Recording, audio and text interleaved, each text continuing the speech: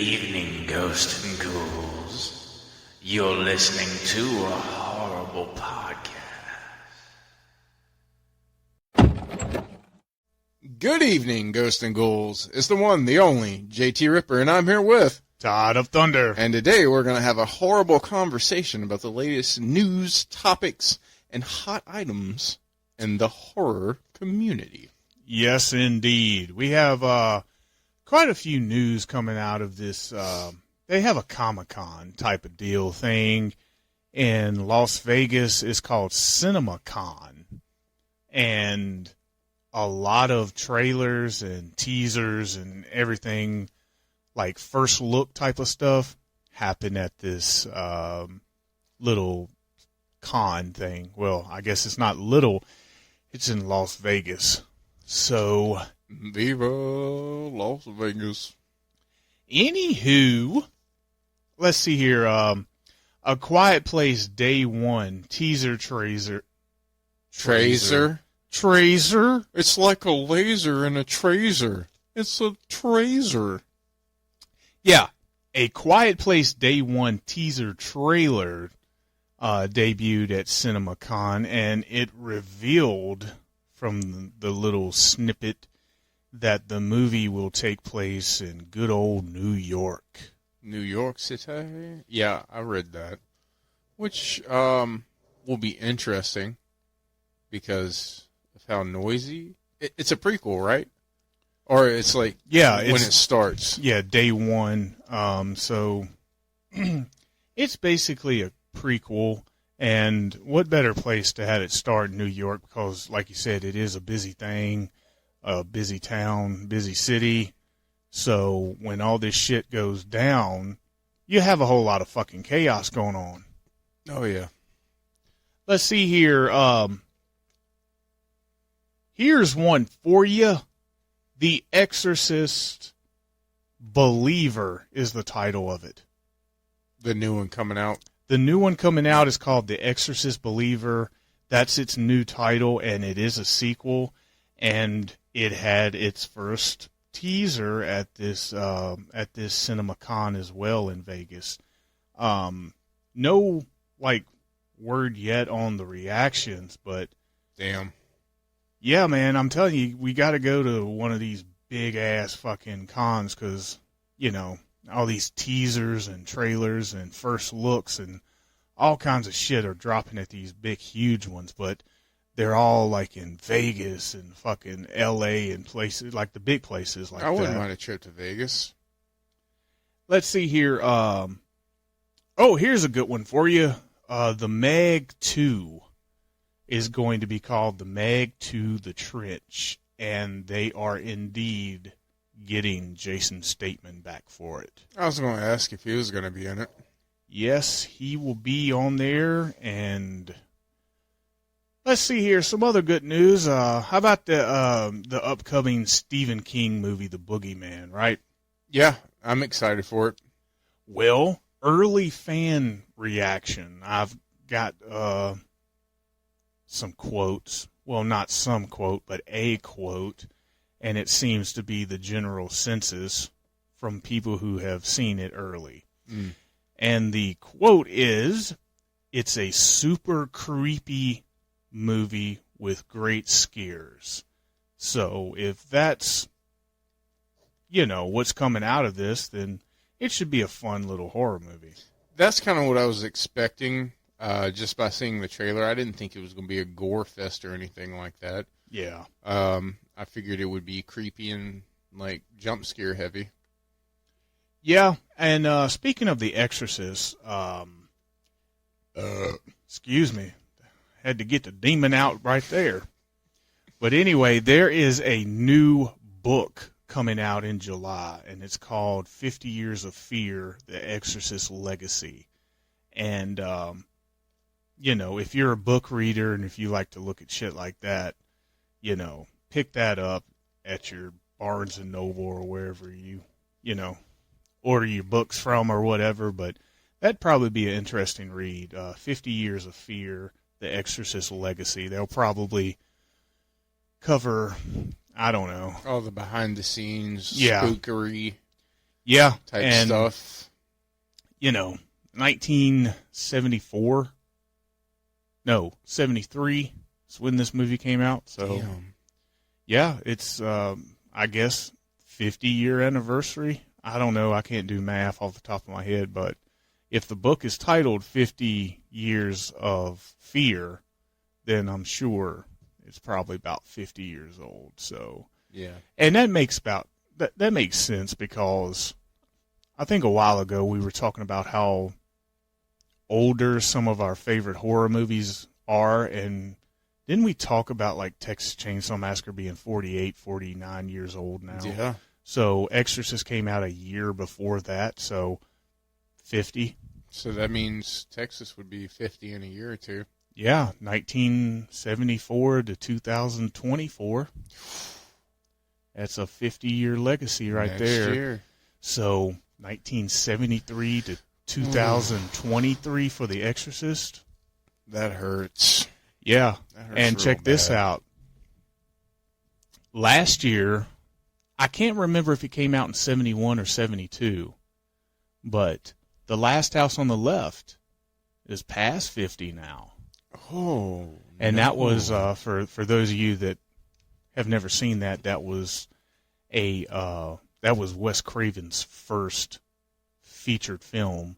And Sean Cunningham, who went on to direct Friday the 13th, was an executive producer.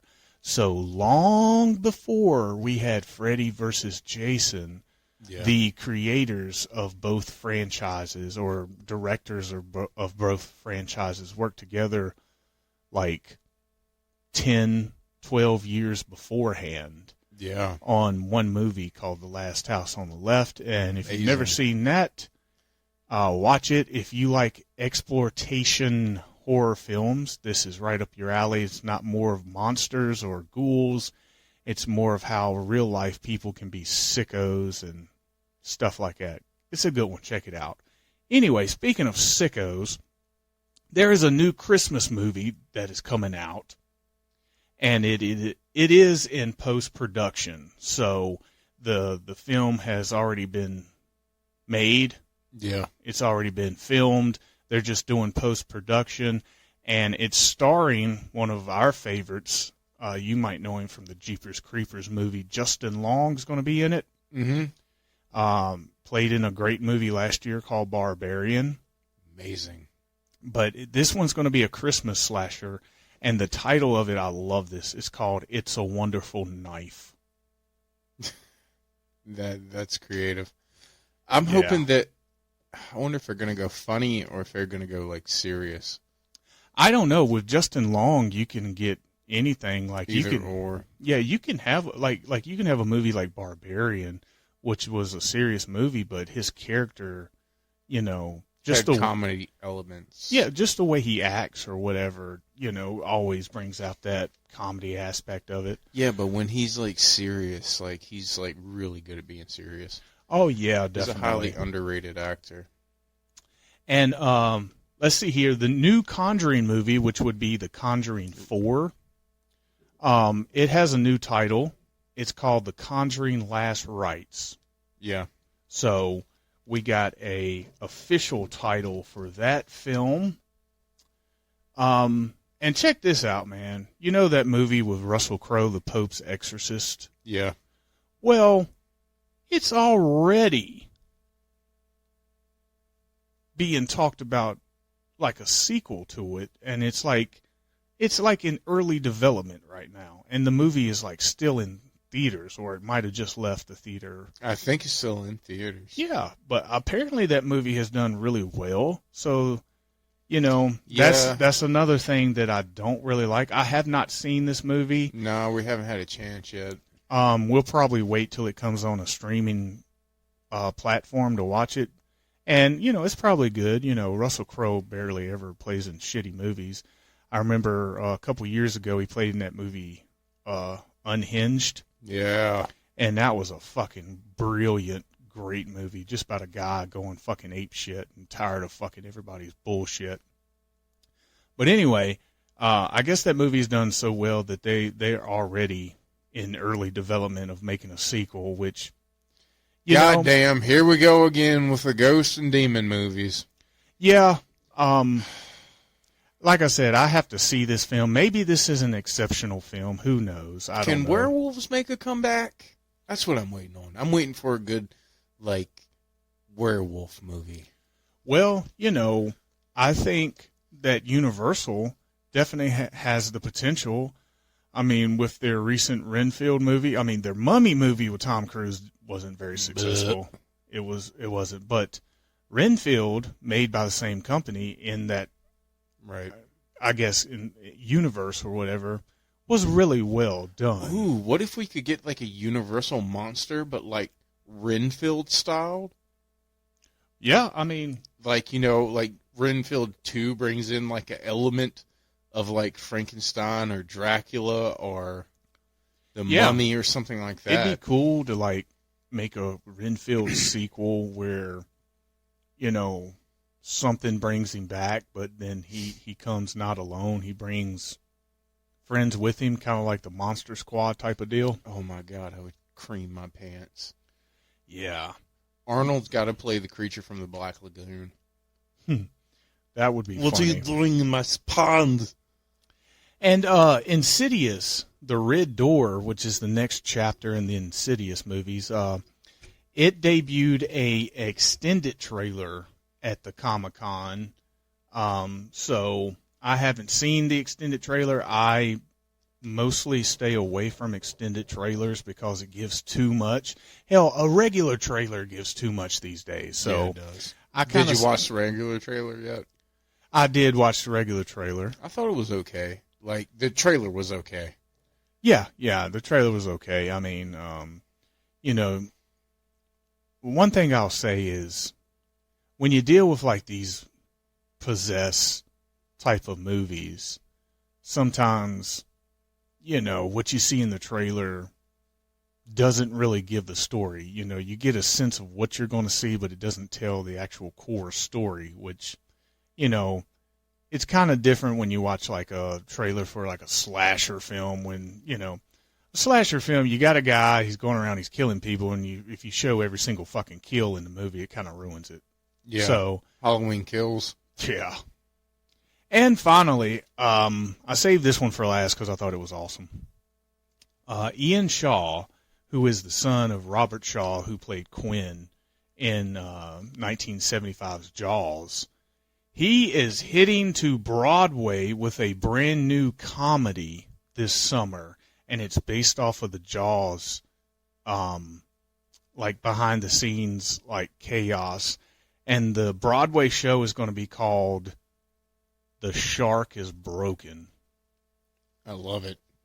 So we're going to get an original star within, you know, Robert Shaw and his son Ian, bringing it to a Broadway play in a comedy, like I said, called The Shark is Broken, which, you know, I'm not a big play guy or Broadway type of deal. I've never, you know, first of all, I went to New York City one time and I never got out of the car.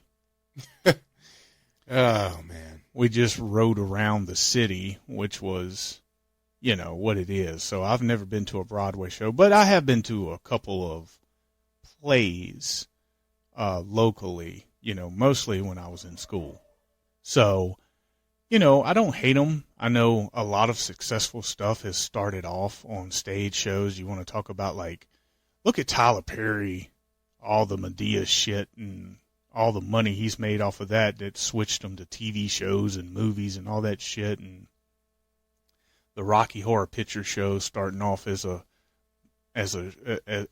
Broadway type of show in London, and eventually, you know, made a movie about it, and it became fucking a cult classic. So, you know, I'm not saying that this is going to be. I'm just saying this would be something if the price was reasonable and it was close around here, I wouldn't mind going and seeing something like this. No, not at all. But that's all the news that I felt like digging up. Okie dokie. Well, Get it? I get it. I get it. I said digging up. 'Cause this is I horror. dig it. I dig it. I get it. Evil Dead. Get it. Dig it up. So, dig it. Dig it, yeah. Oh, yeah, I don't want to dig it. Get your hand, I'll get your finger out of my ass, yeah. So, the new Christopher Robin TV series will be rated R, and it will feature a drug portal to with weird talking animals. So, basically, Alice in Wonderland, but Winnie the Pooh. Yeah, but actual drugs. So, I don't know, man. The Mad Hatter wasn't just mad. I think he had a little help. little help there.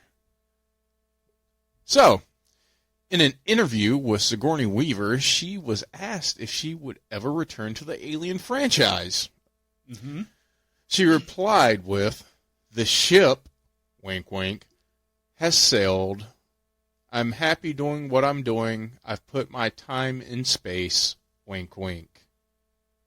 That's not, all bad news, We have a Alien TV show and a movie in production also. Yeah, I mean, you can't blame her. She's done, 4? She did 4. It was Alien, Aliens, Alien 3, Alien Resurrection, and I think that was it.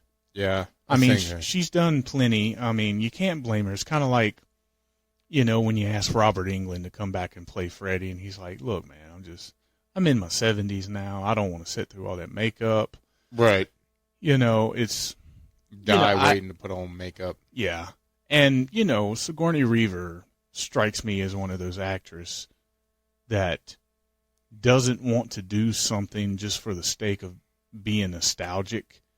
And, she needs to be proud of the work. I mean, she'll go down in the sci-fi horror forever as probably at least my favorite sci-fi horror film of all time, which is Aliens. So I respect her decision. Do you consider The Thing sci-fi? Yeah, I guess so. I guess, Thing number 1, Aliens number 2. Yeah.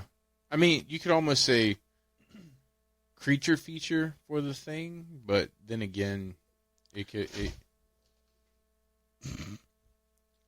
have Ghost. We have a goddamn ghost in here. Knocked over some stuff. My VHSs. They can't see us. We're in the spirit world, Al. Yes. So, piggybacking off of the Exorcist trilogy, which is kicking off this year, the release date is October 13th, 2023. Well, they got a good date in October and the 13th. Nice. Yep. But also in October, a couple weeks after, October 27th, we'll get Saw X. Yep, the new Saw X, which, by the way, also debuted a new logo for the film, so you can go online and look at the new logo that they have revealed. And apparently, John and Amanda will be in this movie. Well, I don't know if it's going to be flashbacks. I don't know what it's going to be. Well, one thing with the Saw universe is maybe, just maybe, there's a lot more story to what they did than the movies that they made. Like what did they do in between something? Something like that. Yeah. There's always a way that you can bring back characters. I mean, how many times have we seen a film come out and a great character, which was everybody's favorite, dies? And then everybody's like, "Oh, I fucking love that character. I love that character." And then the rest of the movies are like all prequels because that character is so popular and it shows what happened up. So, it can work. Yeah. We'll be watching it. I mean, reviewing it. I mean, that'd be closer towards the end of the year. Yep. But any Black Mirror fans out there, good news for you. Season 6 will be out in June 2023, which is right around the corner. There you go. I have only seen a handful of episodes of Black Mirror. I think it's pretty cool. I think it's like each episode's different. Mm-hmm. It's pretty cool if you ever get a chance to check it out. I think it's on Netflix. I think, I don't know. But yeah. Yeah, you touched on Pope. It's already in early development. Bruce Campbell, in an interview with AV Club, has teased that they're looking at releasing an Evil Dead movie every 2 to 3 years instead of 10 years again. The story will, of course, be based on the books and innocent people having to fight for their lives. So, for when we know these books, the feature films could be based in or even in the past. Future and or the past, excuse me. Oh, yeah, they definitely can do. One thing that I really liked about the new Evil Dead Rise movie that I didn't talk about when we reviewed that is everything that happened to the people that got possessed was actually in the book. And I think that's one thing that the rest of the films didn't really show. Like, everything, like, happened to these characters that turned them into these deadites was actually, like, drawn in blood in the book. Right. And it's almost like the book has become more like a prophecy. Like, if you open me and you say these things, you're going to get this demon on this page and that page. Like you turn any page or whatever, and, you know, and the book is really thick. So if that's the way that they want to go, where each page has like this horrible looking thing, and it turns and that decides what type of deadite this person's going to be or whatever. Yeah, I think that's freaking awesome. So yeah, I do too. If it's anything like this last movie, fucking bring it on. So, well, I wanted to mention one thing before I forget it. Okay. What? Go ahead, because my thing's going to be a mood killer. Okay. Well, for those of you that enjoy watching series and stuff, I started watching a series maybe a month ago called School Spirits. And it only has like 6 episodes, which most newer shows have. And the 6th and final episode left us on a cliffhanger. But it was one of those good cliffhangers. So I just hope that Paramount doesn't pull a Netflix and shit can it after one season, because I actually invested time in this, and, you know, it was shot really well, and I want to know, you know, what plays out in the second season, because the first season was more of, you know, I'm dead, I don't know what happened to me, and then the cliffhanger on the last episode shows it, and it shows it's going to be more of a like supernatural thing. I know that's funny when you already have Ghost. It's going to be more supernatural, but you know, if you've watched it, you know what I'm talking about. So, you know, don't shit can it, Paramount. Do the right thing. Well, speaking of doing the right thing, somebody has done the wrong thing, unfortunately. Twilight's coming back. Oh!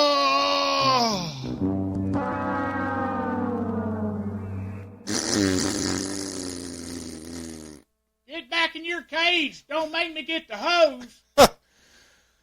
Yeah, it's coming back to our screens with a brand new television series. Oh, thank God. Is it going to be a streaming thing? I think so. The project's in early development, has not been purchased by a network yet or platform, but Stay tuned. I'm sure somebody's going to pick it up. Yeah, unfortunately, well, I don't like You're Worth Two Shits, but I can't deny that, its popularity among, emo women. Right. I mean, and I got to say emo women now because all of them back in the day were girls, and now they're all like 30-some. They ain't little girls anymore, Hulk Hogan. Yeah. But on some good news, we're getting this new horror series, The Clearing. It has an official trailer out. It's going to be hitting Hulu May 24th, so it's already out now. Yeah. No, it comes out next month. I'm sorry. Yeah. I thought it was in May. My bad. Have you seen the trailer for it? No, but I'll check it out and It's pretty cool. It has kind of like a Conjuring like look to it, like that dark, gritty, like. You said it was called The Cleansing. The Clearing. Oh, The Clearing. Clearing. The Clearing. Clearing. Yeah. Clearing. And your eyes seeing clearly. Clearly, your boy is special, Mrs. Gump. So, I figure it'd be kind of cool. If you don't know that me and the Thunder are quite the connoisseurs of heavy metal music. Some would call us metalheads. So, I figure let's talk about some horror/metal songs.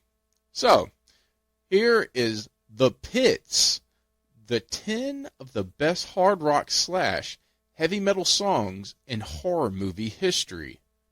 Okay. Figure we have some fun today. So, I'm going to guess that number 10 is The Grave from Return of the Living Dead. Party Time. The song, I guess. Sorry, I read that backwards. The 45 Grave song Party Time from Return of the Living Dead. Party time. Yeah. So that's number 10. That's a fun one. Number 9, Dokken or Dokken Dockin. or Dokeen. Dockin. Dukeen. Dukeen. Dukeen. There's somebody that pronounces it that way. I guarantee it. Probably somebody in Japan. Oh, Dokeen. Dukeen. Dukeen. Oh, God, Dokeen. Dream Warriors from Nightmare on Elm Street, Part 3. Dream Warriors. Ooh, kind of a little low for my taste, but I'm glad it made the list. Fastway. Trick or Treat from Trick or Treat. Twick or tweet. Number 7, Megadeth. No More Mr. Nice Guy from Shocker. Yeah, Shocker is one of the most underrated soundtracks ever. There's a song on there. I think it's called Shocker, and it's Desmond Child and Paul Stanley. I forgot what under the name it is. It's not a Kiss property or anything, but if you ever get a chance to look that song up, it's awesome. But Shocker's awesome. Number 6, Motorhead, Hellraiser from Hellraiser 3, Hell on Earth. Nice. If you also, there's 3 different versions of this song. There's a Motorhead version, there's a Ozzy version, and there's a Ozzy and Motorhead version. Yeah. So, and all of them all are of amazing. Them are great. All of them are great. Number 5, 9 Inch Nails, the perfect drug from Lost Hallway. I've never seen that. I don't even think I've heard the song, but I like number 4. Okay. Number 4, Ramones or Ramones, which one you ever pick?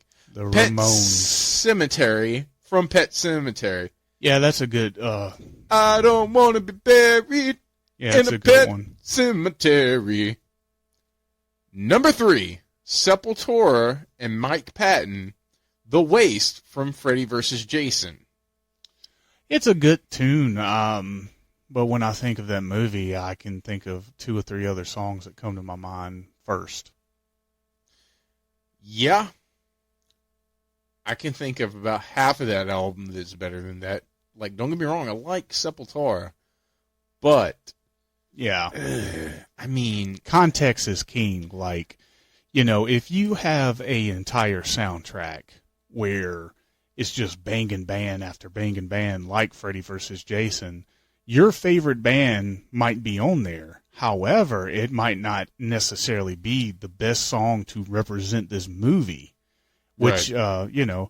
For example, you might like Sepultura, but I'm sorry, El Nino or Kill Switch or Spine Shank represent this movie better with their songs. Yeah, Seven Dust. Yeah. I mean, anyway, that whole soundtrack's a banger. Number 2, Slayer with Atari Teenage Riot, No Remorse, I Wanna Die, from Spawn soundtrack. Yeah. Whoever chose that was in a bubble when they were a teenager, because they're the only ones that have ever talked about that. I mean, I know it because I have the Spawn soundtrack physically and digitally, but that is not. That's some that's like some underground shit. Yeah, that's just trying to be a cool scene kid. Yeah, honestly. that's like and, before you get to number 1, okay. I know I haven't heard, but I hope it's number 1. But go ahead.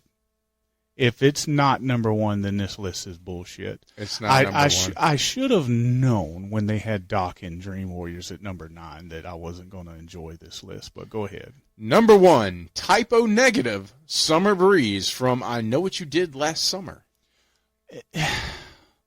Again, do you really think of that song when you watch I Know What You Did Last Summer, or do you think of Hush, Hush, I thought I heard you calling my name now, hush.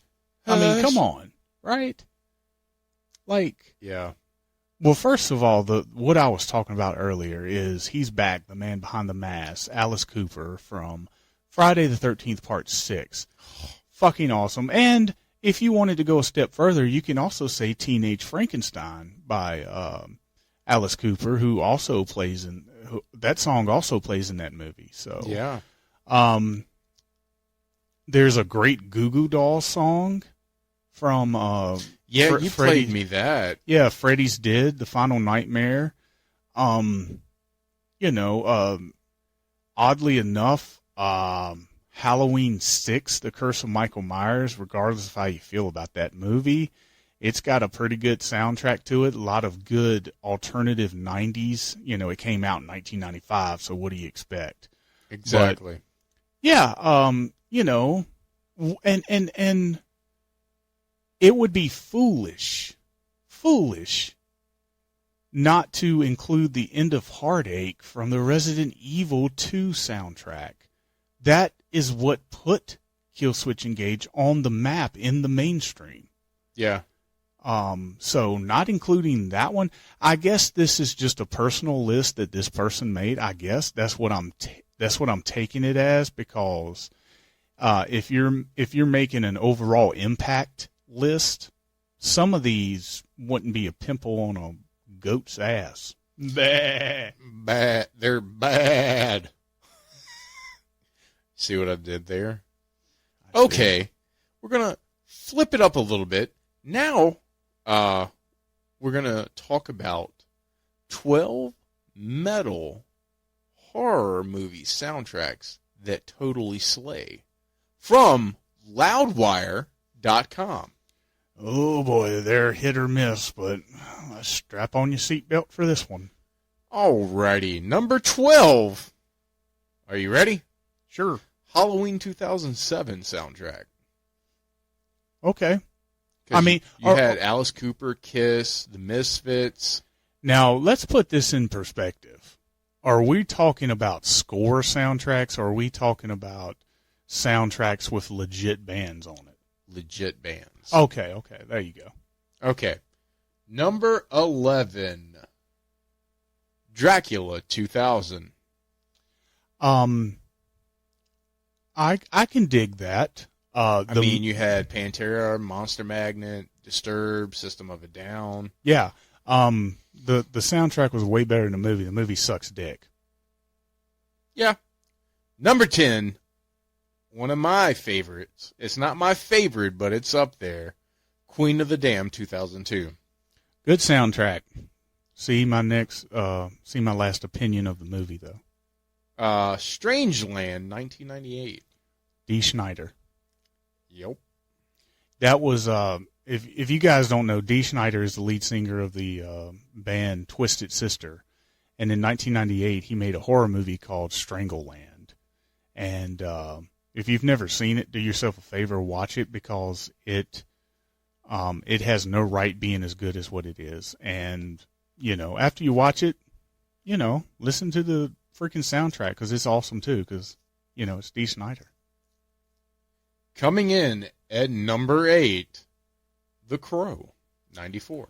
I can attest to this. I had this soundtrack. I love the soundtrack.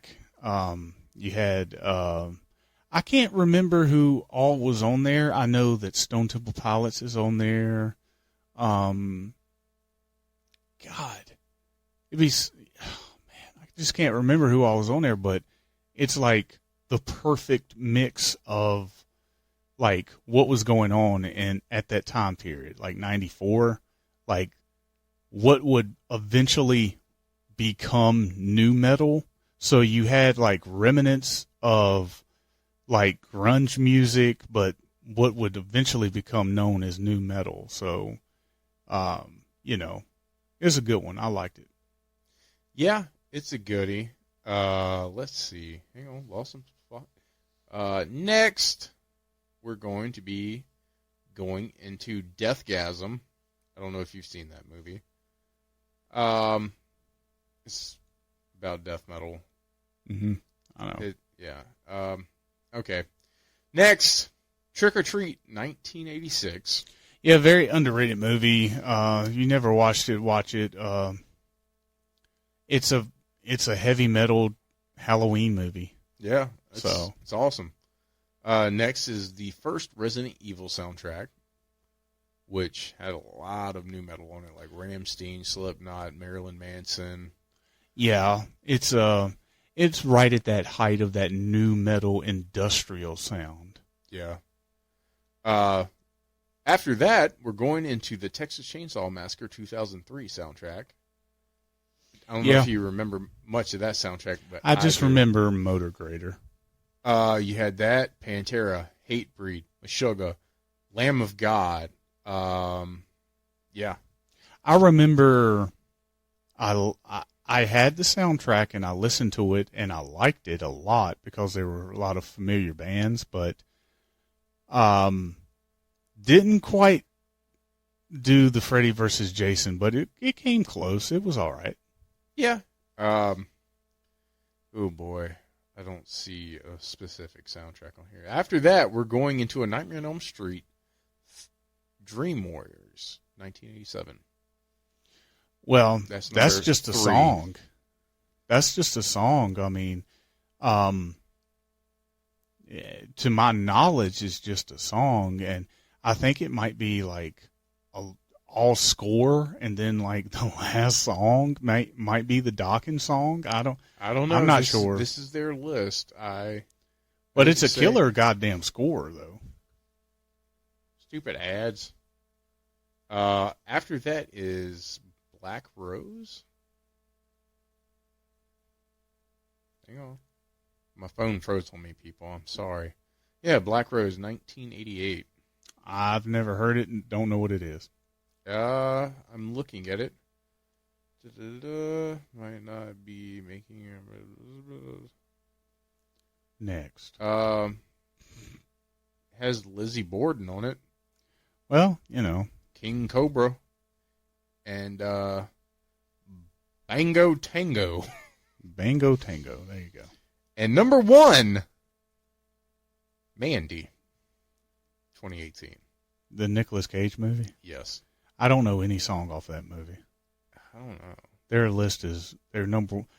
The rest of their list is all right? Their number one is fucking stupid. That sucks. I don't like it. I Yeah. hate it. Let's burn it.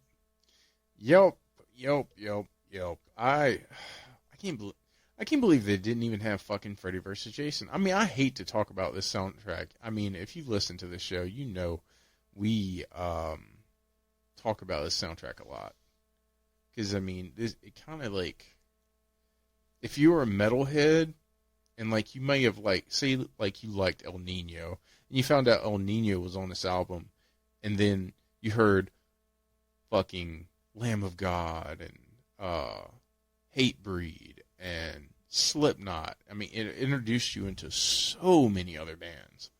Yeah. Like, yeah, from beginning to end. Not only do we like the bands that are on the list, but they fit the movie. Like, yeah. and, you know, all the songs that were chosen on there are like dead on for the film. So, you know, there might be another soundtrack there where we have more favorite artists that's on, but it just doesn't fit and doesn't feel. And you know what? While I'm thinking about it, fuck Livewire.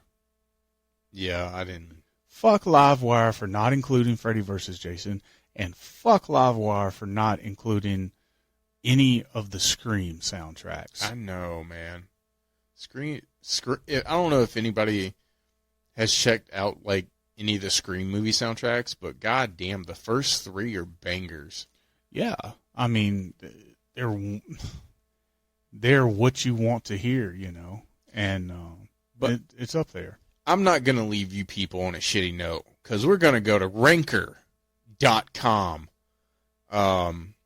Heavy metal horror movie theme songs ranked by how much they fucking slay. Okay. All right. We're going to start with...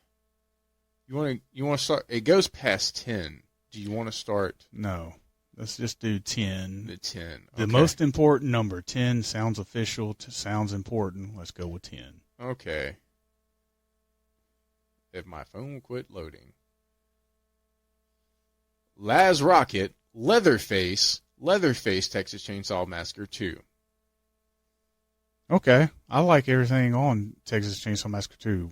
All the weird shit. I mean, excuse me. Leatherface, Texas Chainsaw Massacre 3. My fault. Well, you just fucking changed my opinion. I'm sorry. It's LAAZROCKIT.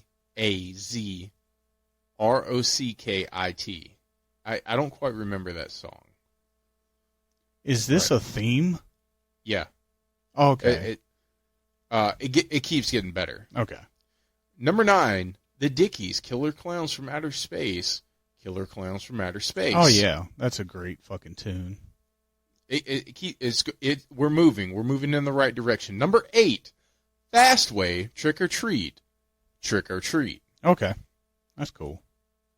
Number 7, Wasp, Scream Until You Like It, Ghoulies 2. Oh, nice. Get some Ghoulies love. Number 6, one of my favorites, Slipknot, My Plague, Resident Evil. Okay. Number 5, Ramones, Pet Sematary, from Pet Sematary. Sweet. I'm liking it. Number 4, Megadeth, No More Mr. Nice Guy, From The Shocker. Cool. It seems like they're mixing real songs with scores because, you know. Yeah. But it's all good. Anyway, it's based off of horror movies or / from the horror movies. Gotcha. Number 3, Dokeen, Dream Warriors from Nightmare on Elm Street 3. That's Dream more like Warriors. it. It's more fucking like it. Number 2, Alice Cooper, He's Back, the man behind the mask from Friday the 13th, Part 6, Jason Lives. Yep, from 1986, baby. And number 1, Motorhead, Hellraiser from Hellraiser 3. Okay, I can live with that list. I'm okay with that. That makes me happy. Yeah, that's a good list. I like this list so much, I'm going to kind of go back a little bit because I feel like they added some pretty good songs in here. So your number 11, if my phone would load, SSQ, Tonight We'll Make Love Until We Die, Return of the Living Dead. Okay. Number 12 was Hollow Eyes, Lethal Tendencies, River's Edge. All right. River's Edge is not really a horror film. It's more of a mystery, but go ahead. Hang on, my phone. My phone does not like Ranker.com. It's full of fucking advertisements. So Ranker.com, this is your free advertisement. Get your shit together so I can give you some fucking props. Okay, my phone is not liking Ranker.com, so we're going to move on from that. 12 best metal songs from horror movies at geekspace.com. Okay, starting off, number 12, Shadow, New Year's Evil theme. Okay, I was wondering when we were going to get into like some real themes. Number 11, Thor, We Live to Rock, Rock and Roll Nightmare. Okay, some little bit of obscure stuff. Number 10, Solid Gold, Blood Tracks, Blood Tracks. Okay. Number 9, White Sister, April, You're No Fool, Killer Party. Okay, Killer Party, okay. Let's see. I'm Back, Rocktober Blood. All right, this is like very obscure movies. This is. Next, Virgin Girl, Shock 'em Dead. Okay. Night Dagger, Demons. Sweet. That was number 6. Let's see. Paradise, Rock Invasion, Black Roses. Okay. Number 4, Trick or Treat, Trick or Treat. All right. Number 3, No Escape, Opera. Ooh, Dario Argento's opera. Yeah. Nice. Party Time, Return of the Living Dead at number 2. Sweet. And number 1, Dokeen, Dream Warriors. All right. Decent list. A lot of obscure shit. Yeah, very obscured shit. So, rock and metal and horror just goes together like peanut butter and chocolate. I mean, it's a great combination. But my question to you is, why do you think rock and metal go so well with horror movies? I think it's a feeling. It's an attitude. It's a balls to the wall, kick ass type of deal. Like when you watch a horror film, that's what you want. You want extreme stuff. And if you want to watch extreme stuff, you definitely want to listen to extreme stuff. You know, you don't give a fuck about old Barbra Streisand, to say the least.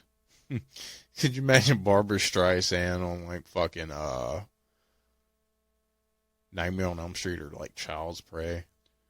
No, I can't, because listen, a lot of these actors and actresses, and they look at horror movies as a demotion, or they look at it as beneath them. I look at it the exact opposite. All these normal, so to speak, movies that come out that are about everyday things do not interest me. I don't want to know about a road trip or whatever I don't give a shit. Yeah. I don't give a shit about normal life. I want to go to the movies and I want to be taken away. I want to be like taken on a ride. I want to go through the emotions. I want to laugh. I want to cry. I want to get scared. I want to fucking get angry. I want to see somebody fight back. I want to see, that's what I want to. And you get all that with a horror film. And trust me, these horror actors and actors, they work 10 times more fucking hard than fucking, these bullshit fucking Hollywood movies. Now, I'm not saying all of them are bullshit, obviously, but a lot of the movies that people play in these days, or not even these days, but of all time, like, I give zero fucks about. So, that's my opinion.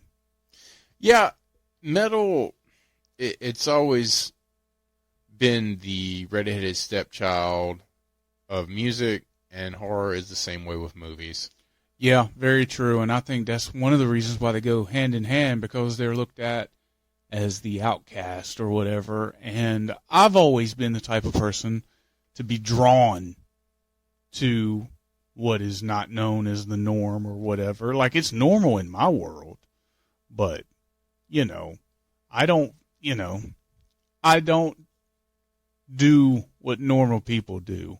I don't listen to, soulless music just because it's popular. I listen to music I like. Same thing with movies, you know what I mean? Movies are a little bit different because they can suck or be good, but you have to watch them. But, music just a little bit different, we all have preferred taste, and I personally am of the opinion that you can like whatever you want to, but, I can explain why I like what I like a lot more than most people can, because most people get in the car, they turn it on, and whatever's on, they just go with the flow. And I'm not like that. I don't just listen to shit to listen to it. Yeah, exactly. There's not really much I can add to it. Is I listen to what I like, and the fact you don't like it, I'm sorry, but I'm so open-minded. I probably like something you like, but you're so closed-minded. You are like, no, it's so screamy, angry music. Yeah, and it's not. It's one of those things where it's like, mother screamy. You might think that we're closed-minded with the statement I just made, but I'm not.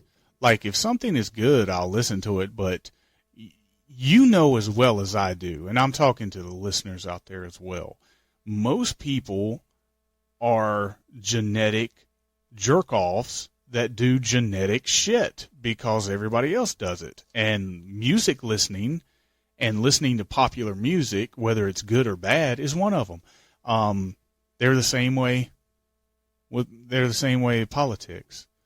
Yeah.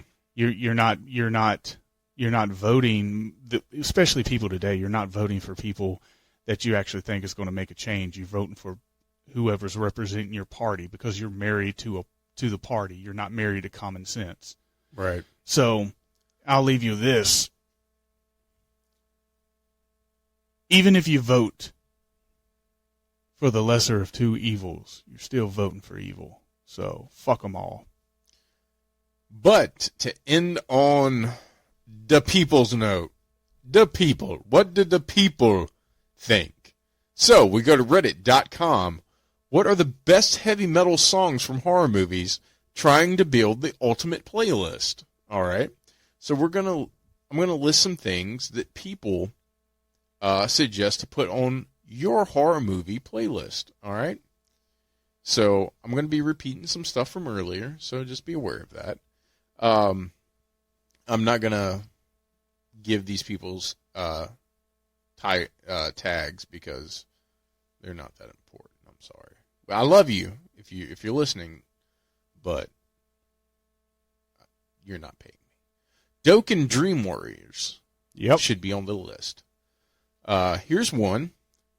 Not Falling by Mudvayne from Ghost Ship. Yep. And Forget to Remember from Saw 2. Cool. Like them. Okay. Let's see. Freddy vs. Jason soundtrack was put together by Roadrunner Records, and I believe it's a banger. So this person is saying the whole Freddy vs. Jason soundtrack should go on your horror movie soundtrack. Yep. Dracula 2000 soundtrack was phenomenal by this person. And then he lists every fucking song by it. Let's see.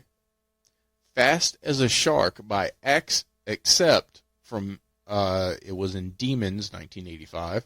Sweet. Pet Cemetery by Ramones. Not metal, but hey, it kicks ass. This person says House of a Thousand Corpses. I don't know if they mean the soundtrack or the song. Well, I like the soundtrack to House of a Thousand Corpses, and I like The song itself. Let's see. This person says the whole Crow soundtrack. Yeah, it's good. It's goody. Let's see. Let's see. Let's see. Deftones. From the Crow 2. Teething apparently was in the Crow 2 soundtrack. Resident Evil soundtrack in its entirety. Then they list a specific song, Marilyn Manson, Seizure of Power. I personally would go with Tourniquet, which is on the House of Wax soundtrack. Let's see. And Disposable Teens, which is on Blair Witch 2, Book of Shadows. And Old Enough by Nickelback, which is also on the same Book of Shadows. Yeah. Let's see. Somebody said Metallica, For Whom the Bell Tolls. Yeah, you can